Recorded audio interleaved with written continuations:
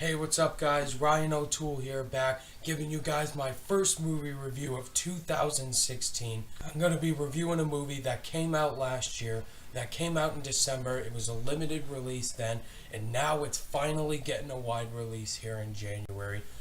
The Revenant, directed by Alejandro G. Iñárritu, starring Leonardo DiCaprio, Tom Hardy, and Domhnall Gleeson.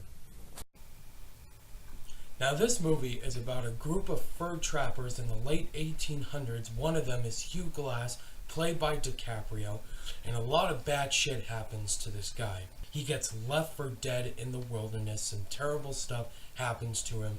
Something happens to his kid, and so what he's going to do is he's going to go on a path of revenge against the guys leaving him there and putting him through the bad shit that he has been through. Now, I was really excited about this movie when I heard it was coming out. Alejandro G. Iñárritu directed Birdman, which won Best Picture last year, and he won Best Director. And Leonardo DiCaprio and Tom Hardy, they're colliding back together like they did in Inception. First off, this movie is gorgeous. The cinematography blew me away in this entire film. Now, when I found out this movie was shot entirely in natural lighting, which blew me away. They used the sun and they used fire and the wind. They didn't use studio lights like they do in every single movie. They used the wilderness to make this entire film.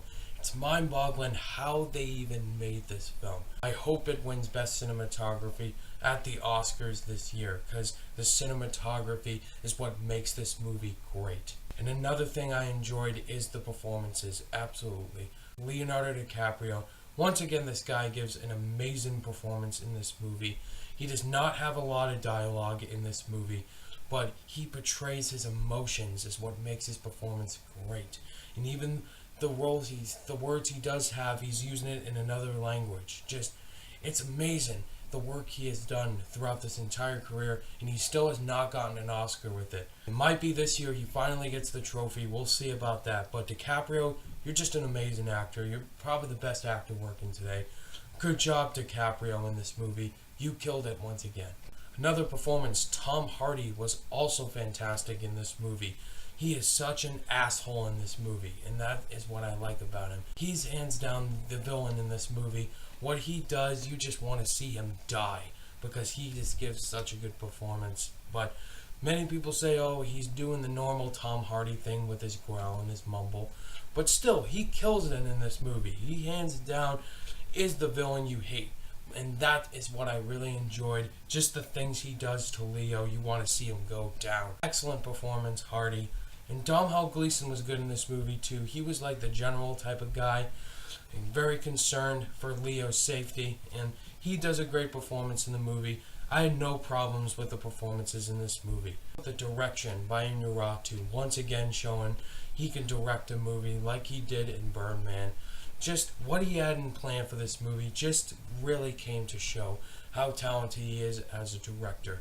Really great job. Oh my god, the action in this movie is brilliant.